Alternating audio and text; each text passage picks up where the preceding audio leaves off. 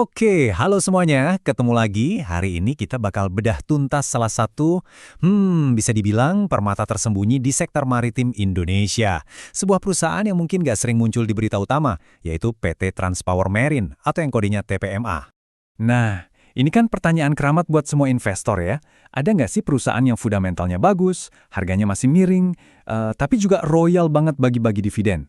Pertanyaan inilah yang coba kita jawab bareng-bareng hari ini. Coba deh, lihat angka ini. 13,33%.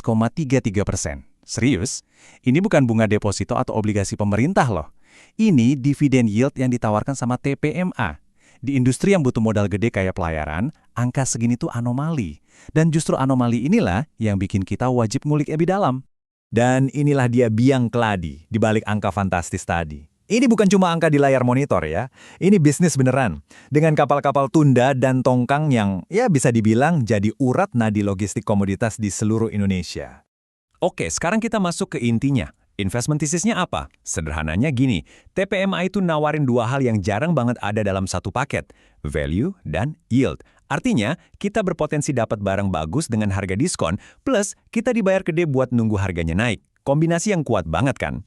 Kuncinya tuh di sini. TPMA ini punya dua mesin penggerak. Mesin pertama yang udah stabil, udah terbukti, yaitu angkutan batu bara. Dan mesin kedua, ini mesin pertumbuhan masa depannya yang lagi ngebut, yaitu ekspansi ke rantai pasok nikel. Ya, nikel buat baterai mobil listrik itu. Tapi sebelum kita ngomongin duit dan masa depan, penting banget buat kita paham fondasinya dulu. Dapurnya TPMA tuh gimana sih? Apa sih yang sebenarnya mereka kerjain sehari-hari? Yuk kita lihat. Nah, gambar ini ngejelasin semuanya dengan simpel. Bayangin aja TPMA ini kayak gosen versi raksasa di laut. Mereka ngambil batu bara dari tambang pakai tongkang, terus dibawa ke tengah laut, dipindahin ke kapal super besar buat dikirim ke luar negeri. Proses mindahin barang di tengah laut inilah yang namanya transshipment, dan ini tulang punggung bisnis mereka. Dan jangan salah, skala mereka itu gede banget. Juga lihat peta ini. Dari Sumatera, Kalimantan, sampai Sulawesi, kapal-kapal mereka ada di mana-mana. Ini yang bikin mereka jadi pemain super penting buat distribusi energi di Indonesia. Nah ini nih, bagian yang menurut saya paling seru. Mesin pertumbuhan kedua mereka.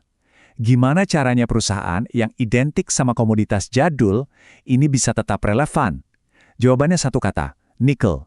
Manajemen TPMA ini nggak main-main, mereka ngelakuin 3 langkah catur yang cerdas banget. Pertama, mereka kawin sama Tsingshan, raksasa nikel dunia. Ini bukan sekedar kerjasama biasa, ini kayak dapat tiket VIP langsung ke jantung industri nikel. Kedua, mereka akuisisi BES buat ngunci pendapatan jangka panjang yang stabil.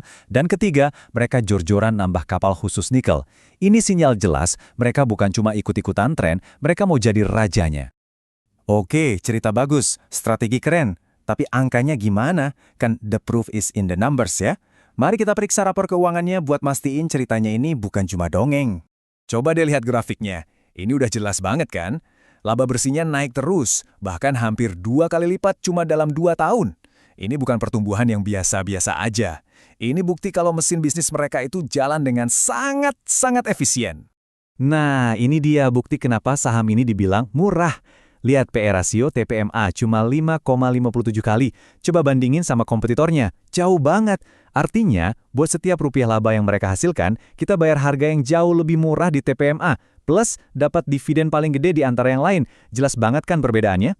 Biar lebih kebayang lagi ya, rata-rata industrinya dihargai 21 kali lipat dari labanya.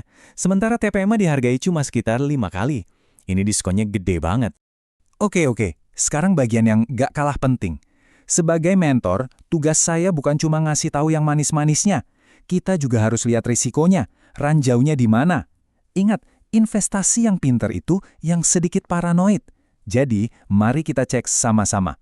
Nah, ini dia, gajah di dalam ruangannya. 85%. Sebesar itulah pendapatan TPMA masih datang dari batu bara. Ketergantungan setinggi ini jelas bikin perusahaan jadi rentan kalau harga batu bara anjlok atau ada kebijakan global yang nggak berpihak ke sana. Jadi, ada 2 lampu kuning yang harus kita perhatikan baik-baik. Pertama, ya tadi, ketergantungan sama batu bara. Kedua, utang. Ekspansi nikel ini kan dibiayai utang yang nggak sedikit. Ini kayak pedang bermata dua. Kalau sukses, hasilnya mantap. Tapi kalau targetnya meleset, utang ini bisa jadi beban berat. Oke, kita udah lihat sisi bagusnya, kita juga udah lihat resikonya. Sekarang pertanyaan puncaknya, jadi harga wajar saham TPMY ini sebenarnya ada di berapa sih? Mari kita lihat apa kata para analis profesional. Pertama, kita lihat dari hitung-hitungan discounted cash flow atau DCF. Ini metode yang intinya ngitung nilai perusahaan di masa depan, terus ditarik ke nilai sekarang. Nah, dari model ini, angka nilai wajarnya keluar di Rp1.299 per lembar saham. Selanjutnya, kita dengerin pendapat dari pemain besar, BCA Sekuritas. Salah satu sekuritas raksasa di Indonesia naruh target harga mereka di angka psikologis Rp1.000. Ini konfirmasi yang cukup kuat loh. Terakhir, biar ada perbandingan, kita lihat yang lebih konservatif. Samuel Sekuritas ngasih target di Rp720. Dan yang menarik adalah, bahkan di target yang paling rendah ini pun masih ada potensi keuntungan dari harga pasarnya sekarang. Jadi kesimpulannya gimana? Kalau kita pakai harga pasar saat ini di sekitar 605-an dan kita bandingin sama analisis DCF yang paling optimis tadi, potensi kenaikannya atau upside-nya itu di atas 50%. Ini yang namanya margin of safety yang tebal banget. Jadi, kita kembali lagi ke pertanyaan awal. Di satu sisi, kita punya perusahaan dengan fundamental kuat, cerita pertumbuhan yang jelas, valuasi murah, dan dividen raksasa. Tapi di sisi lain, ada juga resiko ketergantungan batubara dan utang yang harus diwaspadai. Keputusan akhir, seperti biasa, ada di tangan Anda.